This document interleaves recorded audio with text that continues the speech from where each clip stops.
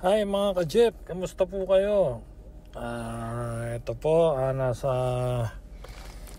Bahrain National Library kami nito.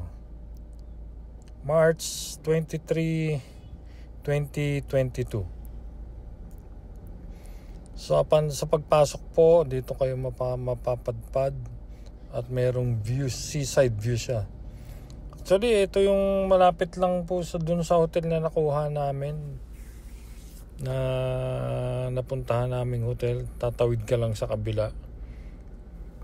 At pero since hindi pwede tumawid, nagsasakyan pa rin kami. So ito po yung entrance, seaside view sa kanina. Pasok na po tayo maya. Binidyoan ko lang itong labas kasi napakaganda. Yun, Four Seasons Hotel yun, yung parang letter H na building na yun. Yan po yung paligid niya. Eto na po, nandito na kami sa loob. Ayan, makikita nyo yung mga sinaunang bahay na meron dito sa Bahrain nung araw. Especially pagka taglamig, ayan po ang ginagawa nilang ayan yung parang bubungan nila panlaban sa lamig. Galing, para siyang kubo, di ba? So nandito po tayo sa loob. Wala naman masyadong tao. Malamig. Ayan po yung totoo niyang picture. The Kubar. Kubar pala ang tawag dyan. Kubar.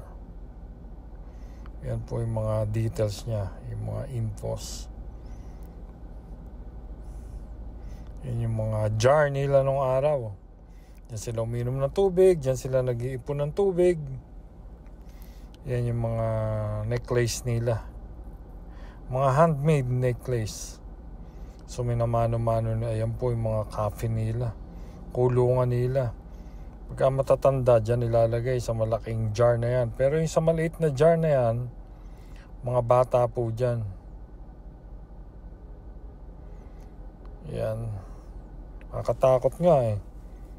Yung tagal ng panahon, no? Kung kanino-kanino pa kaya yung ano na yan, remains na yan. Parang yung buto nadurog na rin eh. Yan, bali naka-enclose siya sa salamin.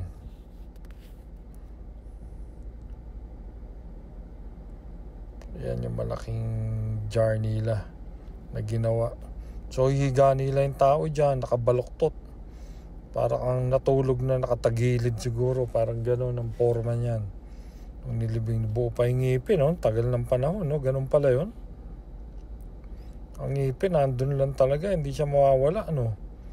Nakakapit siya talaga sa bungo. Ganun. Galing.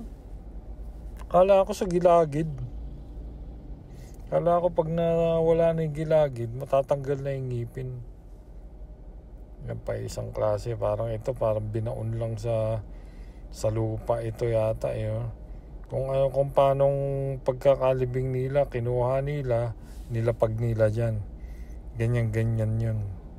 At dyan pa yung mga maliliit na parts ng buto, yung mga daliri. Ayan, nakakakilabot lang din. Ganyan pala yung forma niya, yun. The arrangement for this grave reflects a well-established tradition of burial and ritual practice. 45-year-old male. Yun yung may-ari ng the body is placed on its side. Yan siya. Ganun pala. Siyempre, pagka pahaba, hindi siya magkakasya dun sa jar. Dami na ito eh. Iba't ibang klaseng pagkakalibing. Sa kanila po, mayaman at mahirap, basta namatay ka, iisa kayo ng libingan. Walang libingang espesyal, walang libingang maganda, walang libingang air condition yung paligid mo. Walang gintong kabaong, wala. Talagang baon ka lang sa lupa. Pantay-pantay. pagka namatay. Yan yung mga necklace nila. Mga brass yan, made of brass.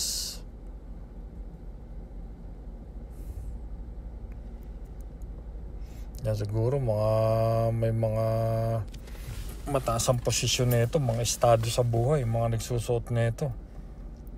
Ganyan po siya. Malawak pa, marami pa makikita dito. So lang sunod-sunod yung yung pasok, tsaka may kasama ako, hindi ka naman pwede iwanan. Silver and semi-precious stones. Yung anklet, gold pala yung anklet na yung kanina. Ito yung mga parang handmade na mga espada. Yan, mga kutsilyo. Siguro sa mga yung mga daggers yan. Battle axe, mga battle axe pala yun. Tahan nyo hanggang ngayon na itabi nila, yun yung malaking battle axe yan. Ito yung mga baril pa nung unang panahon. Mano-mano pa yan, parang dimitsa pa yan, ganda. Kahoy siya na may bakal, yung bakal niya parang brass parang tanso, ganun. Galing, ganda. Ito parang rifle. Hindi, parang ano lang din, parang mga 38 kumbaga. Ito yung mga tao nung araw, pag naghahabi sila ng mga banga. Ito yung ganito yung paano sila mamuhay nung araw, may radyo na gano'n, parang pinakita paano itsura ng bahay nila, ganyan. Ito talagang hanggang ngayon nag-i-exist pa to.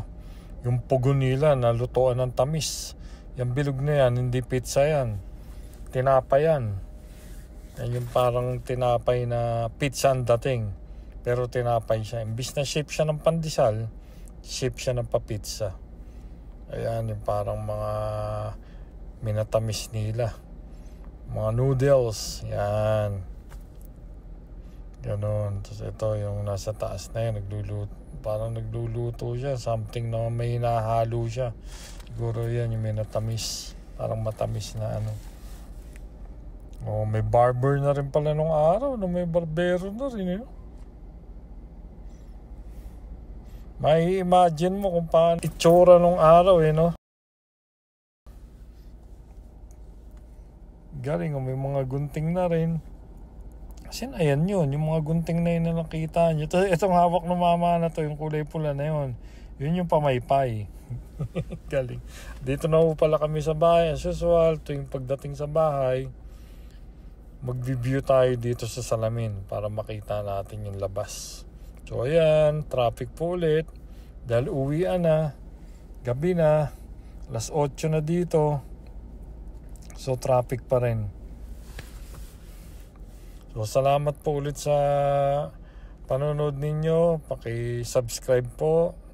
Sana't nagustuhan ninyo. God bless.